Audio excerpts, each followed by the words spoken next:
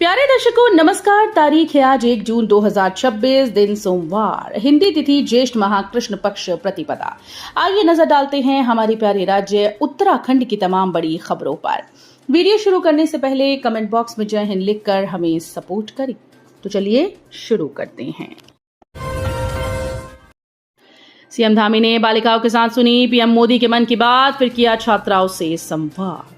मुख्यमंत्री ने कहा कि मन की बात कार्यक्रम देशवासियों को प्रेरित करने वाला एक सशक्त माध्यम बन गया है। प्रधानमंत्री विभिन्न क्षेत्रों की प्रेरणादायक कहानियों को साझा कर अन्य लोगों को भी जनहित के कार्यों के लिए प्रेरित करते हैं। उन्होंने कहा कि प्रधानमंत्री द्वारा आत्मनिर्भर भारत, पर्यावरण संरक्षण, स्वच्छता, नवाचार, स्थानीय उत्पादों को प्रोत्साहन और सामाजिक सरोकारों से जुड़े विषयों पर निरंतर दिए जा रहे संदेश समाज में सकारात्मक परिवर्तन का आधार बन रहे हैं। कहा कि प्रधानमंत्री की प्रेरणा से उत्तराखंड में भी ऐसे कई लोग हैं जो अपने कार्यों से समाज में बड़े बड़े परिवर्तन ला रहे हैं।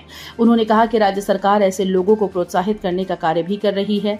मुख्यमंत्री ने कहा कि कार्यक्रम में आज प्रधानमंत्री ने भीषण गर्मी के मौसम में स्वास्थ्य का विशेष ध्यान रखने और गर्मी से बचाव के लिए आवश्यक उपाय अपनाने का आह्वान किया।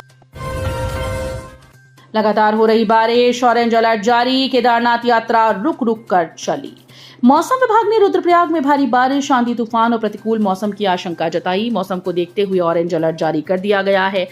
ऐसे में प्रशासन ने एहतियातन केदारनाथ यात्रा को अस्थायी रूप से रोक दिया। दोपहर बाद मौसम ठीक होने पर यात्रियों को फिर से आगे भेजा गया।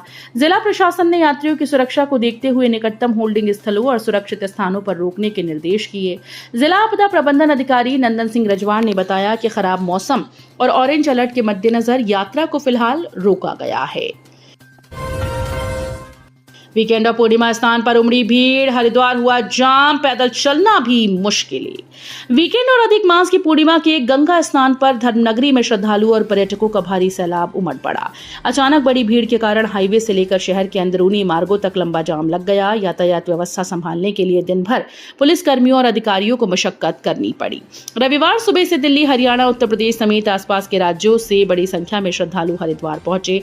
दोपहर तक हर की पैड़ी, अपर रोड, चंडी चौक, शंकराचार्य चौक, सिंह द्वार जाम के कारण यात्रियों के हाईवे के कई हिस्सों में वाहनों की लंबी कतारें लग गई। पंतद्वीप, दीनदयाल उपाध्याय और खड्डा पार्किंग सहित शहर के प्रमुख पार्किंग स्थल वाहनों से पूरी तरीके से भर गए।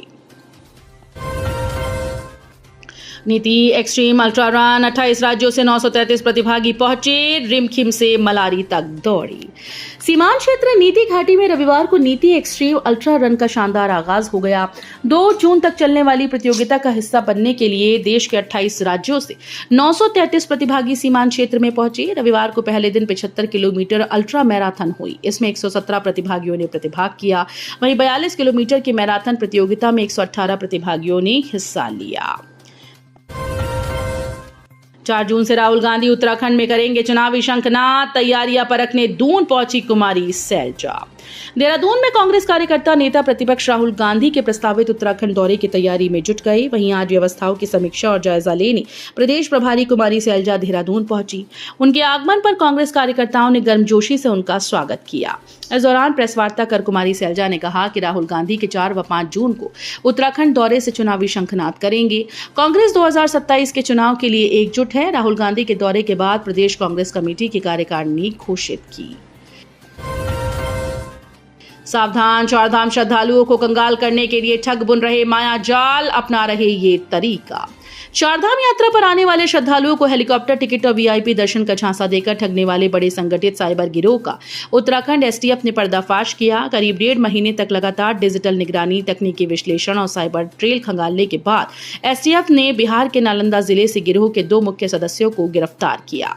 एसटीएफ की चारधाम यात्रा एंटी हेली फ्रॉड सेल ने जांच के दौरान 143 संदिग्ध यूआरएल फर्जी वेबसाइट और 27 व्हाट्सएप नंबरों की पड़ताल की। पौड़ी हाईवे पर हादसा, कोटद्वार जा रहे मंत्री सतपाल महाराज की कार पर पहाड़ी से गिरे पत्थर, बाल बाल बचे। पौड़ी नेशनल हाईवे पर कोटद्वार और दुगड्डा के बीच लोनीवी मंत्री सतपाल महाराज की कार पर पत्थर गिरने से शीशा क्षतिग्रस्त हो गया। इस दौरान महाराज के साथ उनकी पत्नी पूर्व मंत्री अमृता रावत भी मौजूद थीं। घटना के बाद महाराज का काफिला दुगड्डा लौटा। यहां लोनीवी निरीक्षण भवन में कुछ देर रुकने के बाद वो देहरादून के लिए रवाना हुए। दुगड्डा चौकी पुलिस के अनुसार शनिवार अपराह्न करीब 3:45 पर अचानक मौसम का मिजाज बदला और तूफान के साथ काफी देर तक मूसलाधार बारिश होती रही। इसी दौरान लोनीवी मंत्री सतपाल महाराज का काफिला सतपुली से कोटद्वार आ रहा था। जनपद मुख्यालय के रामलीला मैदान के समीप आयुर्वेदिक चिकित्सालय के पीछे सरकारी कॉलोनी में अचानक आग लग गई। टीन शेड से बनी कॉलोनी में आग लगने से हड़कंप मच गया। जोगीवाला के पास हादसा, बुजुर्ग ने ब्रेक की जगह दबा दिया एक्सीलेटर, स्कूटी को मारी टक्कर, मौके पर मौत।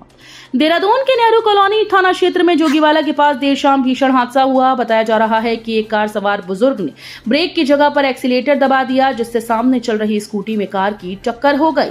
इस दौरान महिला की मौत हुई। दयारा बुग्याल से नैनीताल की युवती संदिग्ध परिस्थितियों में लापता, 3 दिन से नहीं लगा कोई सुराग। दयारा बुग्याल ट्रैक पर गई नैनीताल निवासी बबीता पांडे 30 वर्षीय पिछले 3 दिन से लापता है। वन विभाग के अधिकारियों से मिली जानकारी के अनुसार 10 लोगों का ट्रैकर्स दल स्थानीय ट्रैकिंग एजेंसी के माध्यम से दयारा बुग्याल की ट्रैकिंग के लिए आए थे। बीते शुक्रवार रात्रि बबीता पांडे अपने टेंट से बाहर आई और उसके बाद लापता हो गई। इसकी जानकारी शनिवार सुबह ट्रैकिंग एजेंसी से जुड़े लोगों ने वन विभाग को दी। उसके बाद हरकत में आई प्रशासन के निर्देश पर वन विभाग, पुलिस, एसडीआरएफ लापता ट्रैकर्स को ढूंढने का अभियान चला रही है।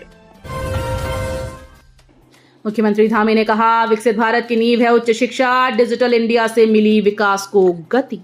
उत्तराखंड के मुख्यमंत्री पुष्कर सिंह धामी ने शनिवार को कहा कि उच्च शिक्षा केवल ज्ञान प्राप्त करने का साधन नहीं, बल्कि एक विकसित, आत्मनिर्भर और समृद्ध भारत के निर्माण की नींव है।